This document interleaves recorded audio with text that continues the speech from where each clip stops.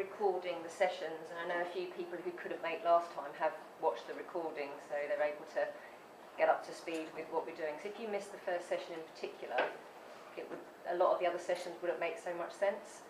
And what we're going to be talking about this evening are more strategies, whereas the first session really was a big introduction to the concept and our unconscious mind and how we program our information. And you kind of need to know that so that you can then understand why you're doing the strategies. Otherwise, you'll just be doing them without understanding why. So the first session is really important that people watch that. If people then miss, if they maybe miss this session, they can come to the next one. It's fine. It's just the first one's really essential that we get to watch. So before I get started, I want you just to all pay attention to the way that you're sitting. It's really weird when I ask that question. Everyone suddenly feels really conscious. Just pay attention to the way that you're sitting. You know, are you fiddling with your fingers? I mean, I did this to an assembly once, and all the kids just all sat like this. And I said that, and they all went straight up like this. But yeah, what are you actually doing? What are you doing with your hands? How are you sitting? Are you sort of relaxed and laid back? Are you feeling a little bit of tension there? Or are you sort of upright and alert and excited and ready to listen to what I'm about to say? Because that's kind of what we're talking about this evening. Yeah? A little bit to do with our body language and our posture. Not over by the door. Can I just ask if it's possible to turn the AC down? Yes. That's why I'm really slumped in my chair. Because the AC is really low? it's a bit of a sort of Arctic gale coming. Tell you what, I'll just turn it off. If we get a bit hot, I can just turn it back on again. Otherwise, the noise as well can be a little bit annoying, can't it? So, just a quick review of what we talked about in our last session. We talked about the limbic system of the brain and our fight or flight response, and we all understand now that that's a completely natural, innate response. It's something that we can't control, and some of us have a more sensitive limbic system to others. So it's just understanding the whole fight or flight centre. I heard a lovely quote the other day that says, feelings like anxiety don't make you a failure, they make you human. And I quite like that. It's very true. Sometimes when we are the one that's feeling anxious, we think, what's wrong with me? Well, actually, it's just you being human. It's a completely natural human response. We talked about mindfulness and about how we can use mindfulness in our strategies, and we're going to be using a lot of mindfulness, particularly in these kinesthetic strategies that we're talking about this evening. And it's interesting in neuroscience now that they're actually studying the plasticity of the brain. It's this new word that's come out in neuroscience about brain plasticity. And they're saying that our brain constantly develops and constantly makes new neural connections all the time. And those people that study mindfulness, it actually is changing the neural connections in their brain and making their brains much more adept to understanding our bodies and understanding the way that we feel just through practicing mindfulness. So there's quite a lot of science behind mindfulness as well. I then introduced you to this very complicated diagram. Just to let you know with regards to the slides, I will be emailing these all to you this evening. So what you will get is a copy of the slides. Obviously anything that I say, there will be videos of it if you want to watch it, but you might want to make, if there's something that I say that you think is useful attached to that slide, then obviously feel free to make your notes. But we introduced our unconscious programming.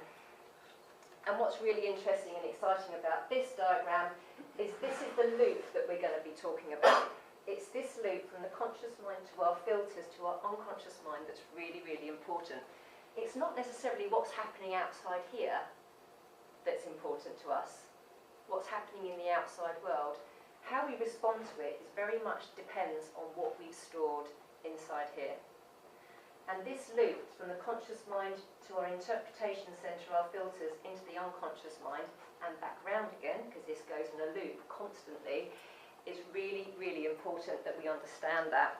The interpretation centre, our filters, how we process information that's coming from our into our conscious mind. What are we deleting? What are we distorting? What are we generalising from? And being able to bring that into our conscious focus, we become really aware of what is it that we are focusing on. What are we paying attention to? Because whatever it is we're paying attention to, that's what we're putting into the unconscious mind, and our unconscious mind has a direct effect on everything that we do.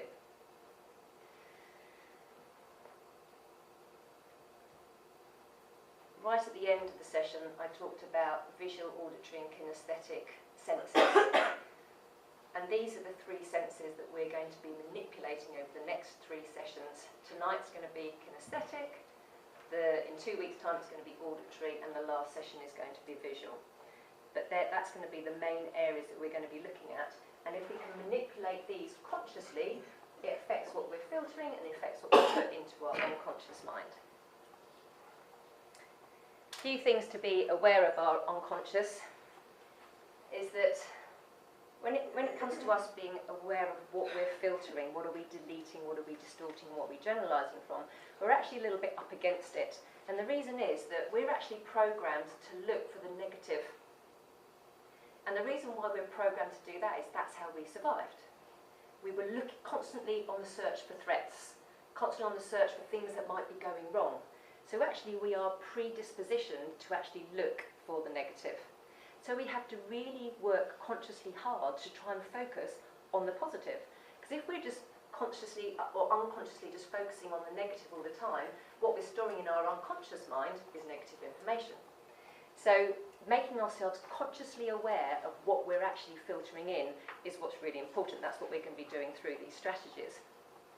The other thing that's interesting to note is the unconscious mind reacts half a second faster than the conscious.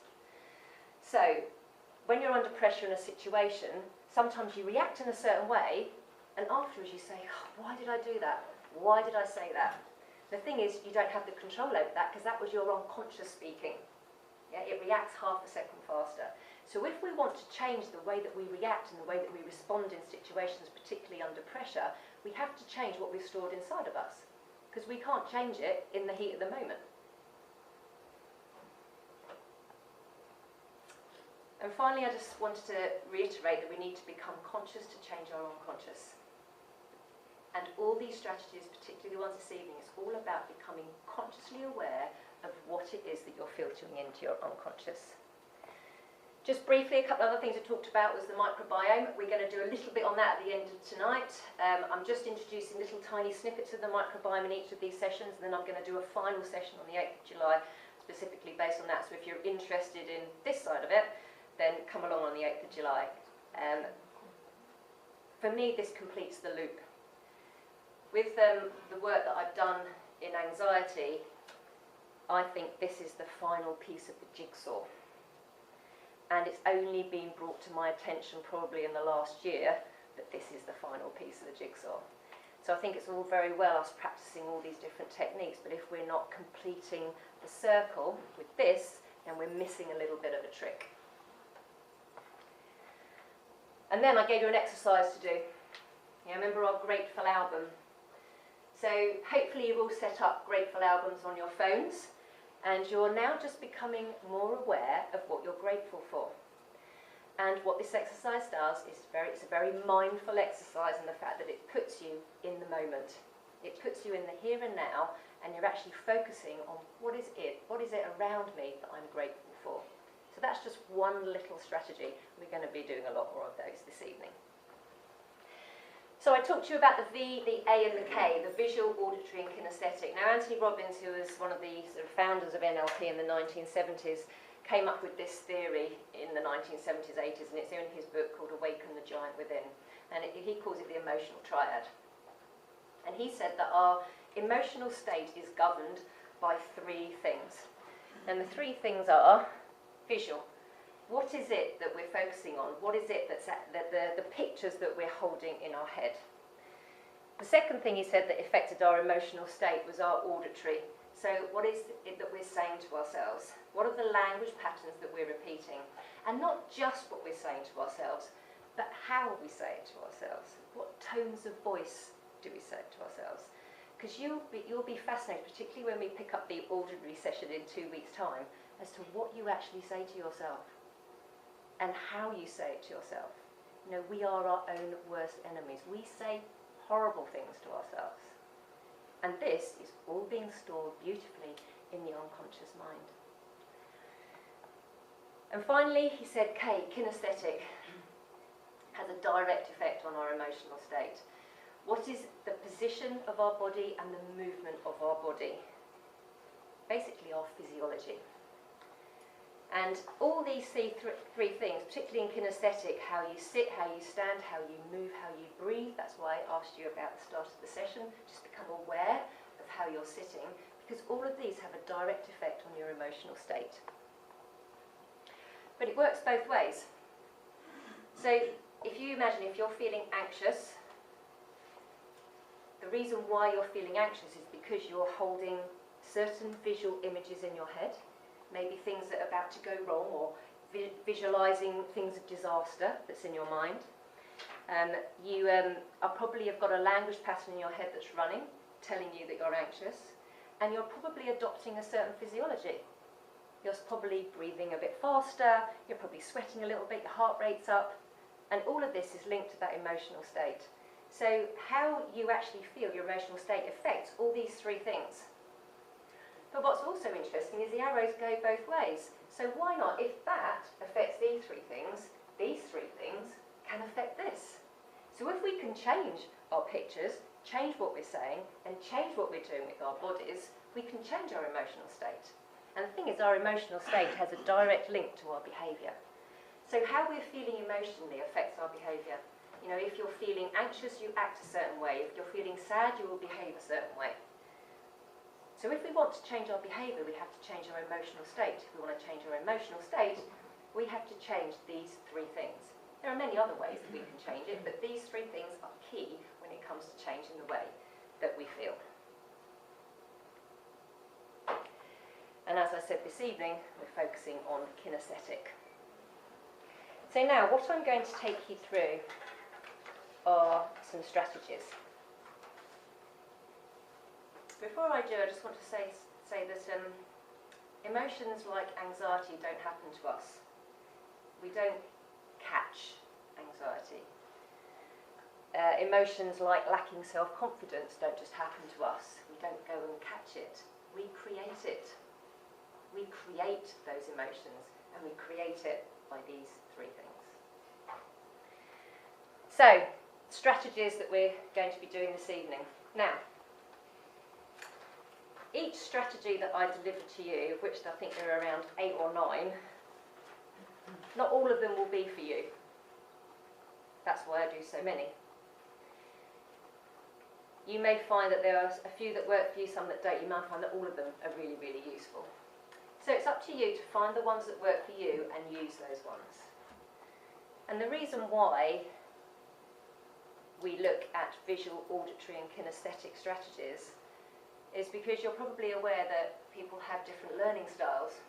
I don't know if anyone teaches or when you've gone through the educational system, teachers are fully aware that when they're teaching a class of children, they need to have pictures to describe what it is that they're explaining. They need to have language and written words to describe what they're saying, and they need to also have some kind of action. So in a lesson when you're learning something new, you should be engaging all those three senses to help you to learn. But people tend to have a predominant, or one that they prefer, like a dominant learning style. So some of us might prefer to learn visually, some might prefer to learn auditory, and some might prefer to learn by actually doing.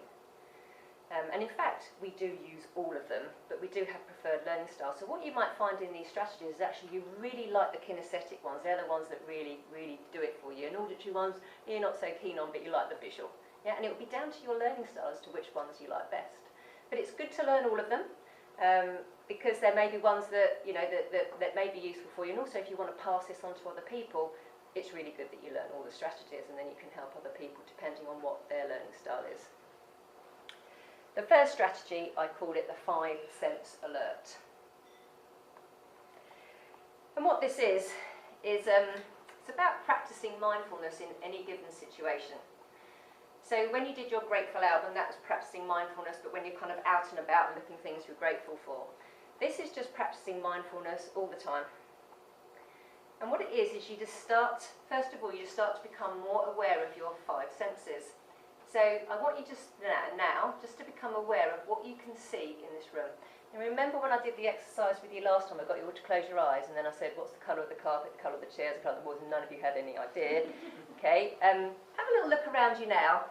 Look at the carpet. Did you ever notice that there was that pattern on the carpet? Look at the walls, the pattern that's on the walls. And maybe just look at shadows that you hadn't noticed before, or lighting that you hadn't noticed before. And the thing is, this is what we aren't aware of in our everyday life. But being mindful, that's what it's about. It's becoming really aware of what you can see. And then just move your focus of attention to your hearing. So there are other background sounds going on that we tend to blank out. But become really aware of what you can hear. The next one is to become really aware of what you can feel. So when it comes to kinesthetic, I'm talking about what you can feel in your physiology, not particularly in your emotions at the moment, because there's two types when it comes to feeling. It's what you feel emotionally, but also what you feel physically. So let's just focus on the physical one. And I want you just to become aware of your top and how it fits on your skin. Because we don't really think about that, do we? And then just become aware of our feet on the floor. And maybe you just feel the pressure of your feet on the floor. And then just think about your feet and where they've taken you today. And maybe think about your feet and where they've taken you all your life. They're quite amazing things, aren't they, feet, really? And then just think about the difference between your feet. Can you feel any difference? Maybe think about your socks, if you've got socks on, and how they fit around your feet, and the pressure of your shoes on the outside of your feet. Maybe this is temperature of your feet. Maybe they're a little bit sweaty between the toes. Yeah? And that is just feeling, that's just your feet. So you imagine thinking about that, the rest of your body. So that is just becoming aware of our feeling sensation. And then just become aware of what you can smell. And if you can't smell anything, just feel the air through your nostrils as the oxygen comes in and the carbon dioxide gets released. And then breathe through your mouth. And feel the air coming in through your mouth. And then just become aware of what you can taste. Just that sensation of taste in your mouth. Maybe taste the air. What the air tastes like.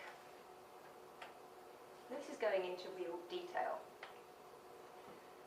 But the reason for doing it is, in your everyday, about being mindful is just becoming aware of all these things. I love to do this exercise when I'm out walking. Because normally when I'm out walking my dog, I'm miles away thinking about what I've got to do next and what's about to happen in my day, and I'm planning my day, and they make me a phone call or whatever. And then I think, no, Andrea, be in the moment. And then suddenly I see so many things that I've never noticed before. And I hear, like I can hear the birds sing. I hadn't even noticed that the birds were singing around me. And then just become aware of how you feel, how you're walking. How does that feel? And it's just being aware of those five senses, constantly becoming aware of them. So that's really the first exercise. And a really good time to practice this is when you're in a bit of a stressful situation. So a really good time to do it is when you're in a queue in Waitrose and you're getting a little bit frustrated because the cashier in front is chatting to the person, thinking, I just want to get through here. Do this exercise. Another time in a traffic jam, when you're stuck in traffic, you can't go anywhere, you can't do anything about it. Do this exercise. Yeah. And what this exercise does is, the one thing that we're really trying to do here is calm the limbic system. It's taking that fight or flight response out.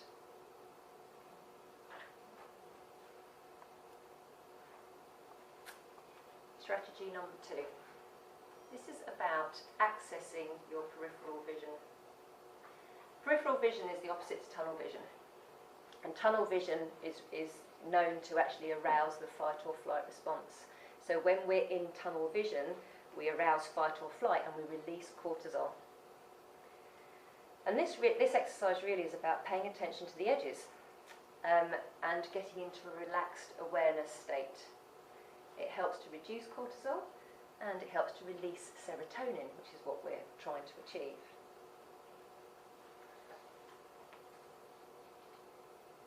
It's a very good state to be in for learning.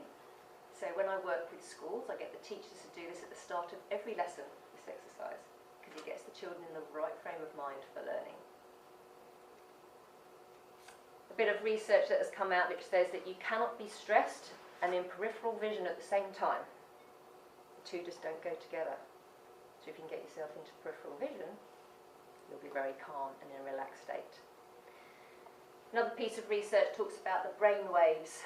So when we are in a focused state, we're releasing what's called beta brain waves. And that's when we're very charged and we're working hard and the fight or flight system is kind of rolling. When we go into peripheral vision, we work in what's called alpha brain waves. And they are actually very therapeutic and calming. So I'm going to teach you how to get into peripheral vision. Make no attempt to understand what happens to you during this exercise. Just notice what you experience as we do it. First of all, I'm going to show you an anchor that I'd like you to use when it comes to doing this exercise. We're going to come onto anchors in later sessions. But just go with me for the moment with this anchor. The anchor is, you're going to stroke your earlobes. So if you just all do that. Okay? And bring your hands down. Okay, and then from there, just bring your hands up and stroke your earlobes. Excellent. Okay, put your hands down. So now what I want to do is I want you to focus on a spot on the wall in front of you. It needs to be just above eye level. And while staring at that spot, I just want you to expand your awareness to take in the whole of the wall in front of you. And then still staring at that spot, expand your awareness to take in the ceiling and the floor. And then still staring at that spot, expand your awareness to take in the walls either side of you. And then still staring at that spot, expand your awareness so you feel like you can see behind you. And relax your breathing from your chest down into your stomach. You can all now just put your hands on your stomach, still staring at that spot, just put your hands on your stomach. And just relax your breathing into your stomach. And relax your jaw, because we hold a lot of tension in our jaw. And then whilst you're there, I want you just to imagine what your eye muscles would be doing if you were smiling.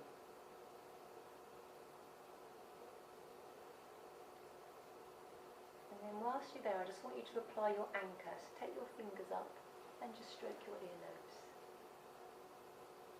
You can see your hands in your periphery, even though you're looking straight ahead of you. Excellent. And then just relax your hands back down. Okay, come back to me. So I kind of put you in a bit of a trance-like state there. People say, have you ever been in a trance before? No. Well, you have, because you're in a trance most of the time when you're driving a car, apart from those of you that don't drive yet.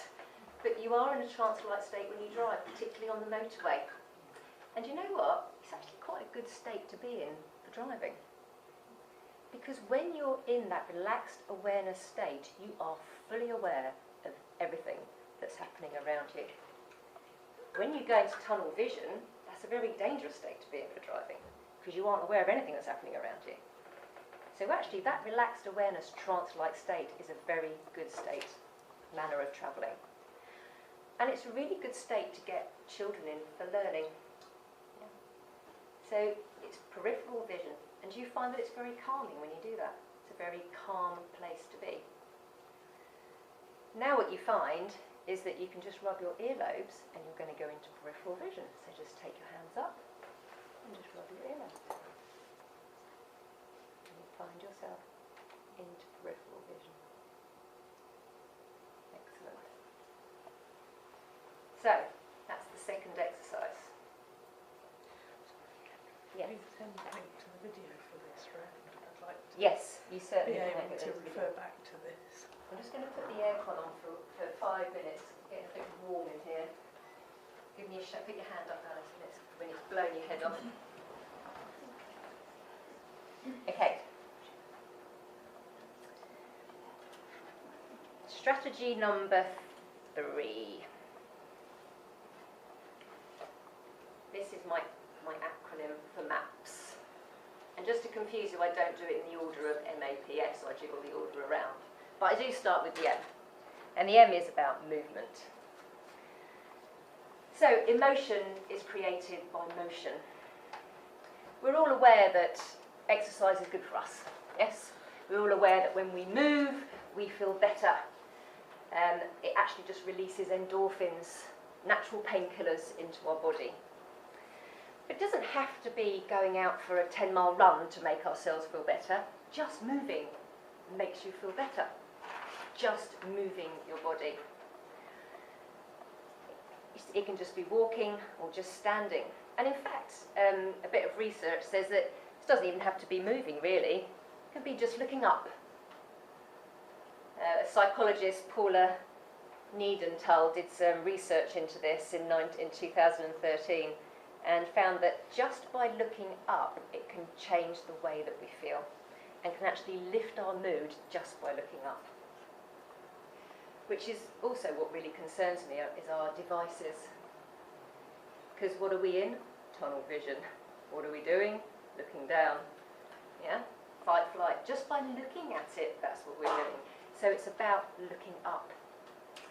So, it can improve our mood in difficult situations just by looking up. So, exercise, pens and paper down. I want you all just to stand up for me.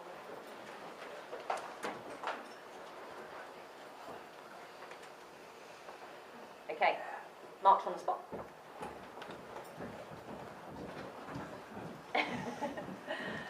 Okay, feet together, hip distance apart, stomach's in, bottoms under, shoulders back, heads up. Put a big smile on your face. Good. Okay, you can sit down. Feel different just doing that? All we've done is move. Yeah? Sometimes when people are feeling anxious, they sit in that emotion. They sit in it and they stay in it. Just by moving, you feel better. We always know going out for a good walk makes us feel better. But just standing up and moving has a direct impact on the way that we feel. So it's important that we don't sit in our negative emotions, that we do get up and move. That's the M. I jump straight to the S next. Smile. 1907. Wayne Baum did an experiment on facial expressions. So you've probably all heard of the saying, I know what mood you're in, it's written all over your face. He reversed the theory. He said you become what you put on your face. He said if you're smiling, it's really hard to feel sad inside. Well enough, the Americans jumped on the bandwagon 102 years later and did a very similar piece of research. And said that our faces communicate our states to ourselves. So if we're smiling, we think we're happy. The unconscious mind is tricked into thinking that. So the power of the facial expression. Also, smiling does something else for us.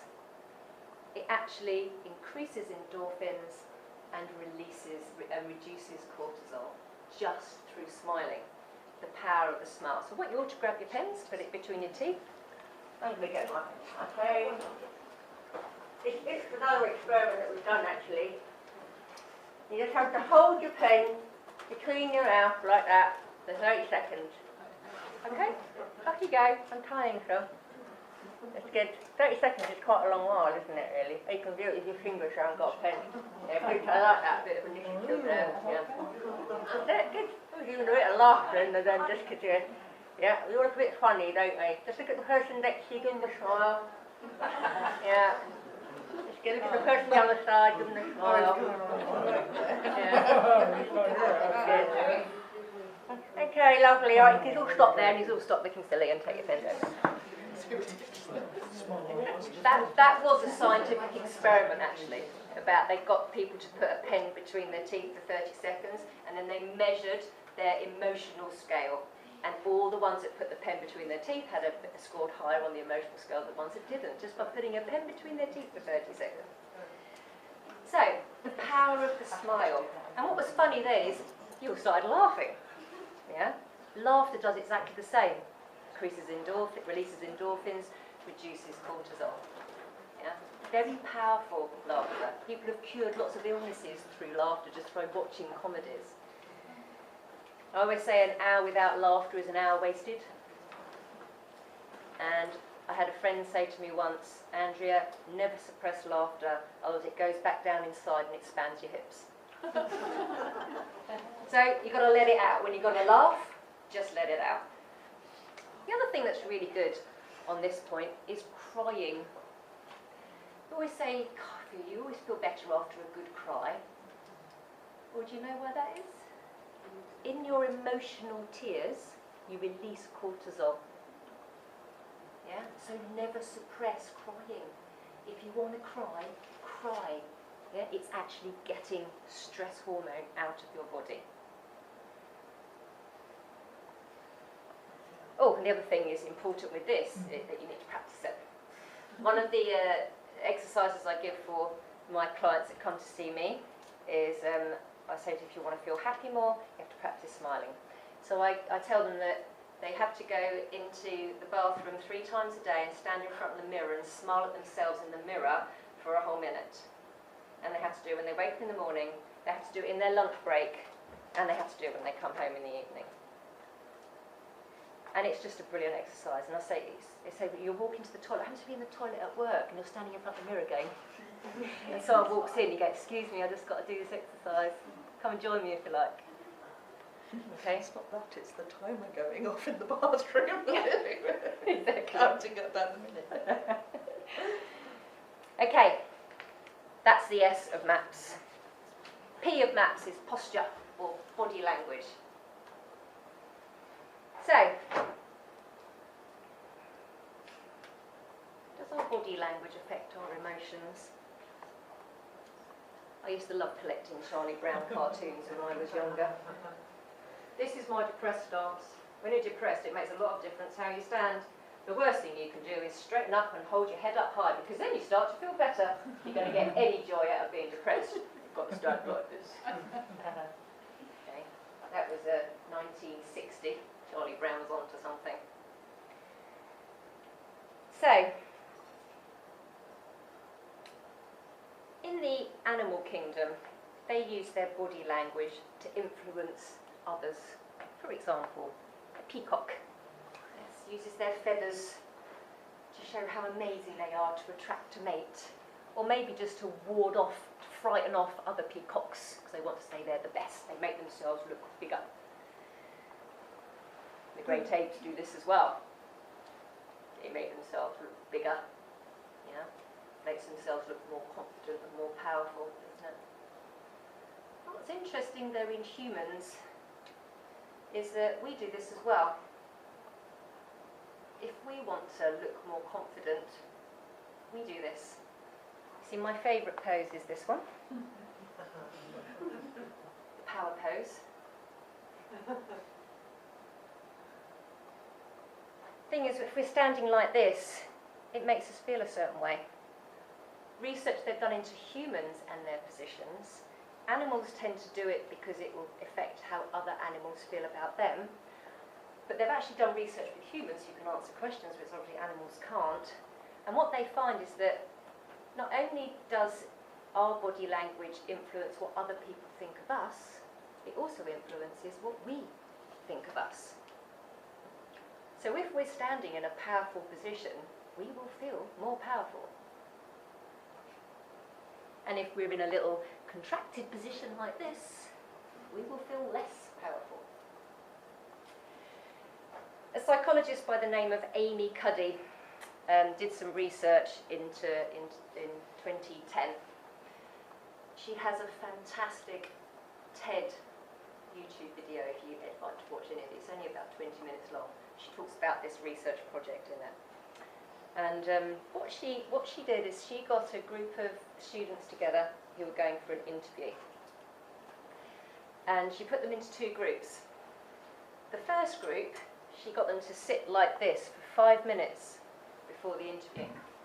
So they were in the waiting room and they had to sit with their feet up on the table in front, hands behind their head, looking very arrogant, very full of themselves, and they had to hold that position for 5 minutes. She didn't tell them why. And then they went in and they had the interview. And the interview was quite stressful. There were 3 examiners and they had to make a presentation and they were assessed on their performance in the interview. The other group, she got them to sit like this for 5 minutes prior to the interview in what she called a contractive pose. And again, then they went in and had their interview. What she discovered was that the power posing group not only performed better in the interview, presented so much better, the content of their presentation was better, they also felt much better in the interview compared to the group that sat like this. Interestingly, she also measured their testosterone levels and their cortisol levels. Testosterone is that surge of a hormone that we get when we're feeling powerful and in charge, and we all know what cortisol is. And what she found was in the power posing group that they had an increase in testosterone and a reduction in cortisol. And all they'd done was for 5 minutes sit like that before the interview without even realising why they were doing it. The power of how our body language can change the way that we feel. And I can always tell this when I'm in a group with children, particularly the ones that are anxious, they're all sat like this. And you ask a question, they might go, you put their hand up like that. Confident ones are like this. Not so confident ones are like that. Yeah? Body language. The power of our body language changes the way that we feel. So become very aware of your body language. Let's all still try it. I want you all to get into a contracted pose. I want you all just to huddle up and just see how you feel. Just become aware of how you feel when you curl yourself up. One thing to become really aware of is your breathing when you do this. What happens to your breathing when you curl up into a ball? Do you find you can't breathe quite as well? Like you can't really inflate your lungs very well when you're like that, can you? So your breathing comes a little bit shallower. We're going to come on to that. Okay, I want you now to sit up in a confident pose. Put your hands on your hips. So you put your hands on your hips, expands the rib cage, gives you a chance to get a nice deep breath in. Yeah? And the difference between those two, do you feel different just sitting like that compared to sitting like this? The power of body language. Our posture has a direct impact on the way that we feel. Okay, what's the A stand for? It stands for acting, actually. This is actually used quite a lot in psychotherapy techniques. Is if you can't do it, if you don't think you can do it, just pretend you can. So I get people coming up to me and they go, Andrew, I'm not a confident person. And I'll say, well, just pretend you're confident then. Or I'll get kids coming up saying, I'm not very good at maths. And I'll say, pretend you're good at maths. What do you mean? I say, just pretend you're good at it for a day. Just see what happens. Pretend you're good at Spanish. Just see what happens. Because what's the point in telling yourself you're not very good at something? Do you really think that's helping you? When you pretend that you're good at something, you never know. Something incredible might happen. So acting as if.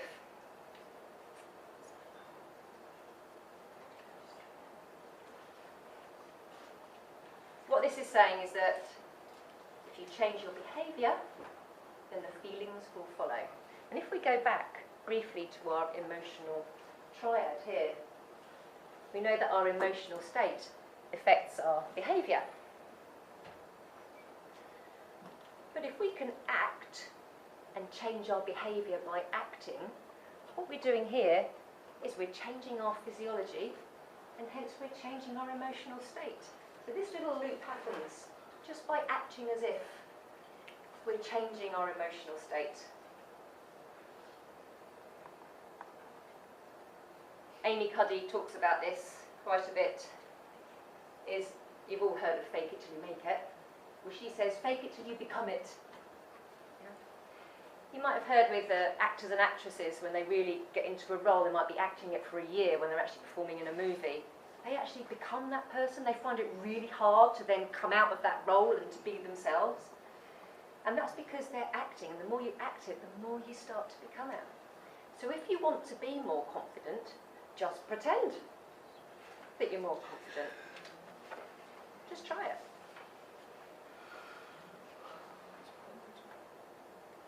So it's about practicing. And the reason why I put these all into one umbrella is because they kind of all go together.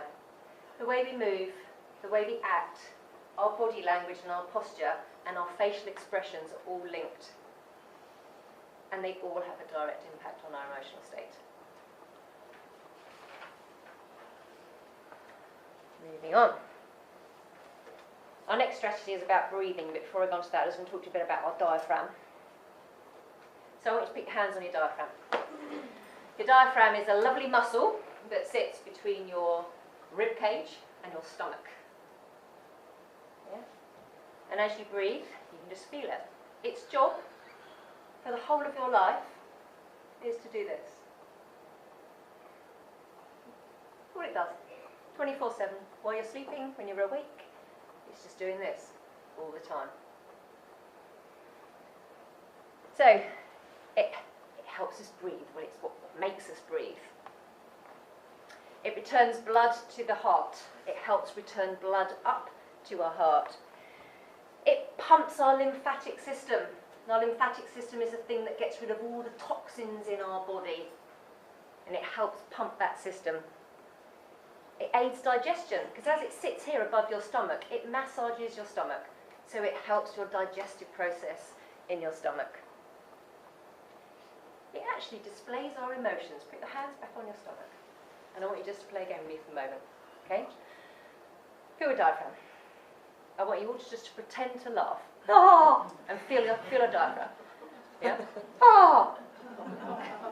Okay, I want you to cry. I want you to feel really stressed. Can you feel it in your diaphragm? Yeah. I want you to get angry. Feel your diaphragm. I want you to feel joy and excitement. Okay, I want you to pretend you're having a poo. Feel it? I want you to pretend, don't do it now, I want you to pretend you're vomiting. Feel it in your diaphragm? And don't do it now, please, but I want you to pretend you're giving birth to a child. Diaphragm is involved in all of that. It's involved in all your emotions. And it's actually, that breathing is information to your brain. It's actually passing information to your brain. Your diaphragm is constantly telling your brain that something's going on. If you start breathing faster, it's telling your brain, I'm running from the wildebeest, the fight, flight, let's go. Yeah? So just by breathing fast, it actually it passes that information to the brain that you're in a fight or flight situation. And the reverse is also true. So if you breathe more deeply and slowly, it's passing a message to the brain that actually everything's calm and quiet and lovely around here at the moment. It communicates really through a cluster of cells and just passes that information. This passes through this cluster of cells called the breathing pacemaker, and that's what actually measures in the brain as to what's actually happening within your body. And just a little bit about the upper and lower lobes of your lungs, because your lungs have upper lobes and lower lobes. When you're breathing shallowly, you're just breathing through the upper lobes in your lungs. You aren't actually getting a full amount of oxygen into your lung. And again, that's just sending messages to your brain that you're in fight-flight. As soon as you breathe deeply, you actually are opening up the lower lobes of your lungs, and you're sending a message to the brain that you're in a calm and relaxed situation. So the power of the diaphragm, it actually sends those messages to our brain. When we're unaware of our diaphragm, it's literally only moving by about a centimetre up and down. When we become aware of it, we can make it move by 10 centimetres. So just by becoming aware of our breath and taking a deeper breath, we can actually move our diaphragm even more and send a very powerful message to our brain that actually we're in a calm place. Important for us to know that when it comes on to this strategy, which is about breathing. So, I just want you to put your pens down, and I want you just to relax. And I'm just going to get you to focus on your breath for a moment. I just want you to relax your hands on your tummy, and I want you to feel your stomach moving in and out as you breathe. And that means you are actually using your diaphragm, because you're actually expanding the air into your stomach. And just switch from the usual mode of doing to a mode of non-doing. And I'd just like you just to close your eyes and just relax. Just become aware of the movement of your breath as it comes into your body and as it leaves your body. And don't manipulate it in any way or change it. Simply just become aware of it and the feelings associated with breathing. And just give full attention to each in-breath and to each out-breath as they follow one another in a never-ending flow. Be totally aware in each moment with each breath. Not trying to do anything, not trying to get any place, just simply being with your breath. And as you maintain awareness of your breathing, just expand your awareness so you can take in your body as a whole, feeling your feet on the floor, your back pressed against the chair and your hands resting on your tummy. Again, not doing anything, just simply being, simply sitting, and fully at peace with yourself as you intentionally make time for yourself to simply be who you are. And just allow this calmness to remain with you, and remember that this state of calmness and clarity is accessible to you at any moment by just paying attention to your breathing.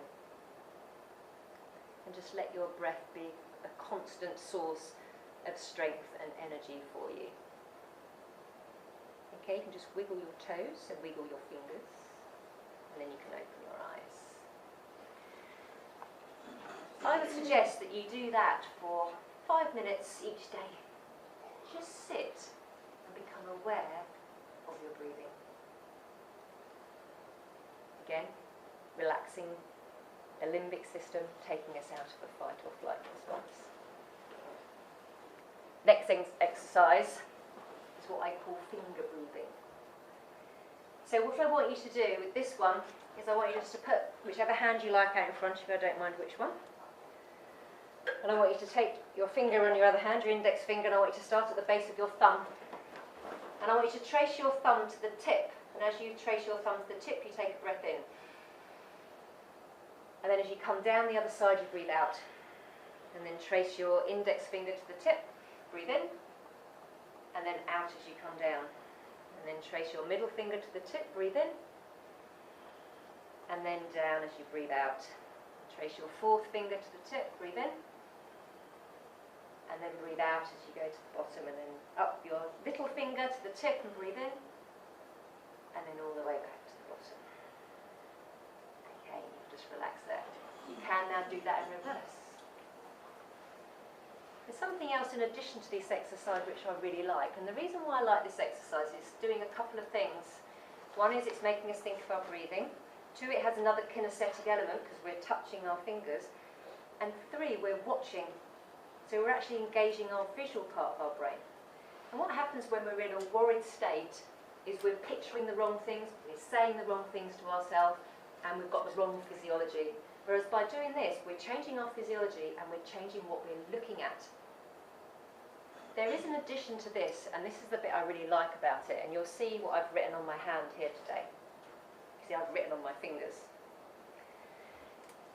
If you're about to do something that you think might make you a bit nervous, like you've got to go make a presentation or you've got an exam at school, and you want to be in the right frame of mind for that situation, you think of 5 adjectives that describe how you would like to feel. So, an example might be this. You want to feel calm, confident, knowledgeable, strong and ready. And then you write those on your digits.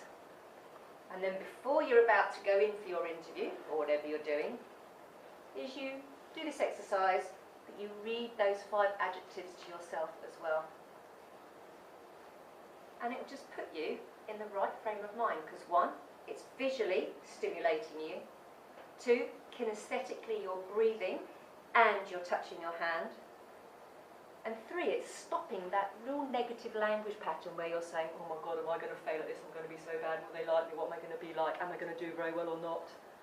It's stopping all that negative language because you're saying to yourself, calm, knowledge, excited, ready, confident. Blocking out the negative language. Strategy 6, counting and breathing. So these are just a couple of breathing exercises, and where these are useful, all those other exercises before are kind of things that you need to do in your spare time. They're not the sort of things where, say if you're in an emergency situation where suddenly you felt anxiety coming on, or suddenly you felt a lack of confidence coming on, you couldn't suddenly go, hold on a minute, I'm just going to do a 5-minute breathing exercise so I can feel better. Doesn't quite work, does it? No. You want to have something that's immediately there at your fingertips, and this is what you can use. Immediately there at your fingertips. The first one is, you can all do it with me, you breathe in for 3, hold for 4, breathe out for 5. Okay? Just count to yourself and do it. Breathe in for 3, hold for 4, breathe out for 5. And again, breathe in for 3, hold for 4, breathe out for 5. Excellent. So say if someone, could be at work or in any situation where someone comes up to you and is confronting you, and you can feel yourself feeling a little bit anxious in this situation, you can do this before you respond. Yeah? Calms the limbic system. It's sending a message to the brain that everything's fine and I'm calm and I'm in control in the situation. A similar one is this one. They call it the box breathing, where you breathe in for 4, you hold for 4, you breathe out for 4, you hold for 4. It's really hard to hold your breath when you're out, when you're out of breath, but it's a good one to practice. Yeah? And again, it's just something that you can do instantly in any moment. So let's just try this one. Breathe in for 4. Hold for 4. Breathe out for 4. And hold for 4. Breathe in again for 4. Hold for 4. Out for 4. And hold for 4. Excellent. Something that you can use on the spur of the moment, in an emergency if you need it. Another exercise is just 6 breaths in 1 minute. Some of you might find this quite difficult, and in fact I'm not going to do it here because it might make you feel a bit faint. I don't want anyone collapsing on me. You might find at the start you can only actually do 8 breaths in a minute, but that's because you've just never been used to expanding your lungs. Yeah? And just by taking a deep breath, it actually works those lower lobes of your lungs, which is what we're trying to do here. And let's just go back to our mobile phones and how that completely condenses our lungs and stops our lungs from taking a deep breath in. And how when we look up and take away the mobile phone, it allows us to breathe. And the other thing I would say here, particularly with children in the room, is when we're studying, what position are we in? Yeah?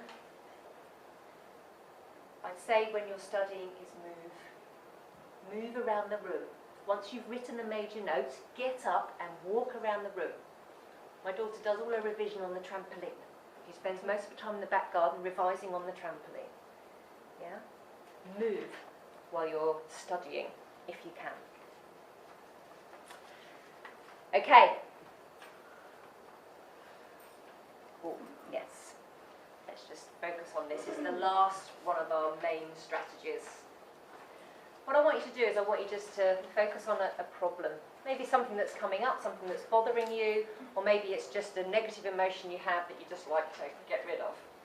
So I just want you to think of what that is, whether it's just you're feeling lacking in self-confidence, or you're feeling that you're anxious, or you're worrying about something that's about to happen, or you're worrying about your kids, or whatever it is. Okay, I just want you to think of something that's bothering you. And I want you just to become aware of that problem. I want you to become aware of how do you represent it internally. How do you represent it as a picture? How do you represent it auditory, in sounds, in language? How do you represent it in feelings? Just become aware of how you're storing that internally. And then what I want you to do is I just want you to go into your peripheral vision. I want you just to do your earlobes. And just see your hands at the side as you're in your peripheral vision. And then put your hands to your stomach and close your eyes and just focus on that problem. And then I just want you to take a deep breath in. And as you breathe out, I want you to blow out your problem. I want you just to exhale it and take it outside of your body. I want you to take another deep breath in and just make sure you've got it all out. Another nice big breath out. Just push that problem right outside of you so it's not in you anymore. And then I just want you to notice what's inside you now. Now that you've blown that problem out, there's a little space inside you where it once was. Maybe it's just a gap giving you a bit more room. Or maybe something else has taken its place. And just become aware of what that is. And then I'd just like you to put your hand over your heart. And I want you to imagine a nice healing colour. Choose whatever colour you like. And I want you just to breathe that colour in through your hand and through your heart and into your body until your whole body is filled up with that colour.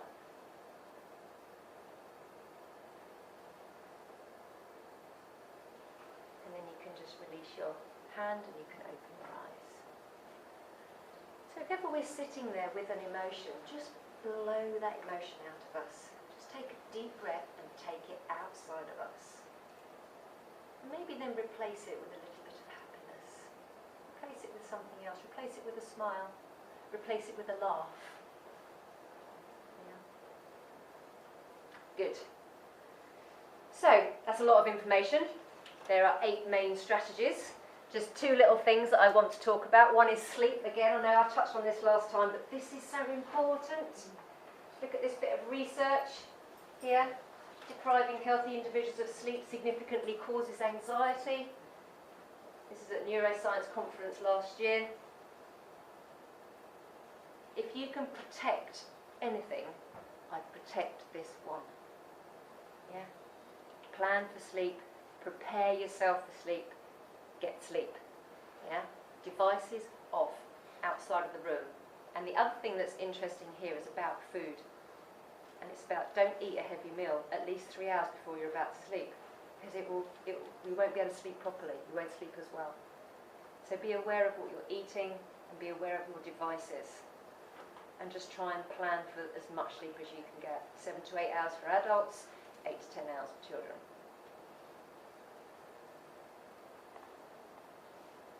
Okay, just a little bit before we finish on the microbiome.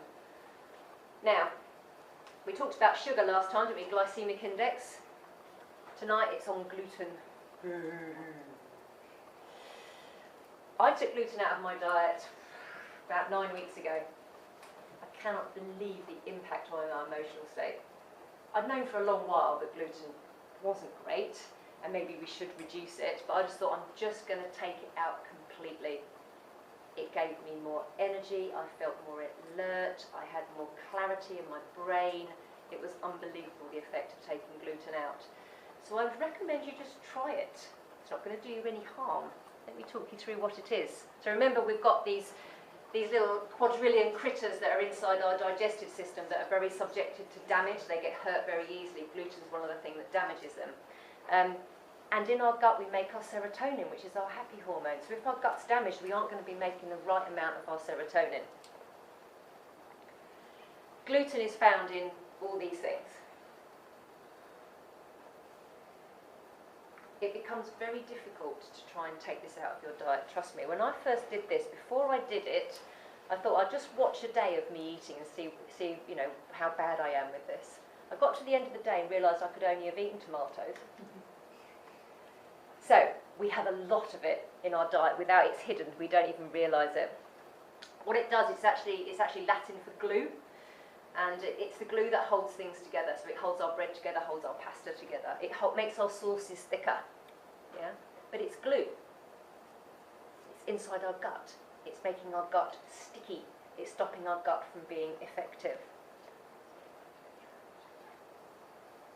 So the sort of foods that it's found in foods, it's particularly sauces, and it is known to create IBS and to irritate the gut. There's a direct link proven between gluten and IBS.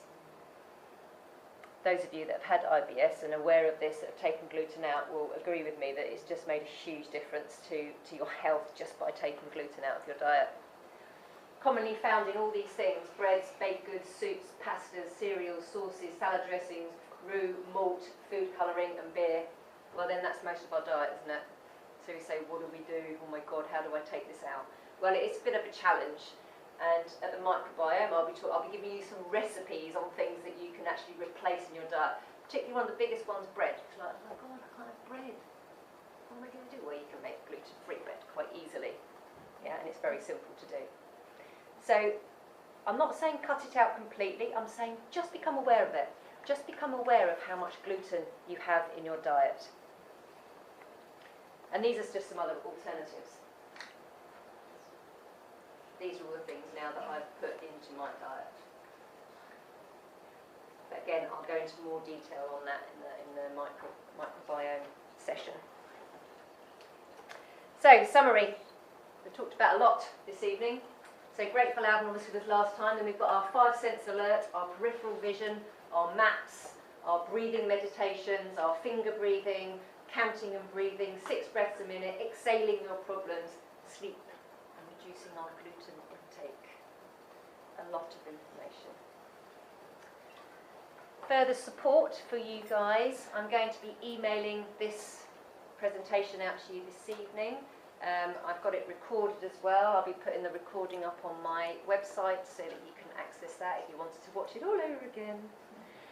And I also, on my website, do have a number of things. And normally I charge £50 for the people to access these. There's a number of meditations, and there's a whole Mind Fitness audio program that I recorded about 10 years ago, which is on lots of different stuff, not just what we're talking about here, but a whole load of other things as well to do with beliefs and values and lots of different things. So if you're interested in that, then send me an email and I'll be able to get you signed up for that as well, and that will just help you on your mind fitness journey. Great. Hope you're all feeling good, hope you've all stayed awake and you've learnt some new stuff, and I hope to see you all in a couple of weeks' time at our session on auditory strategies. Thank you very much.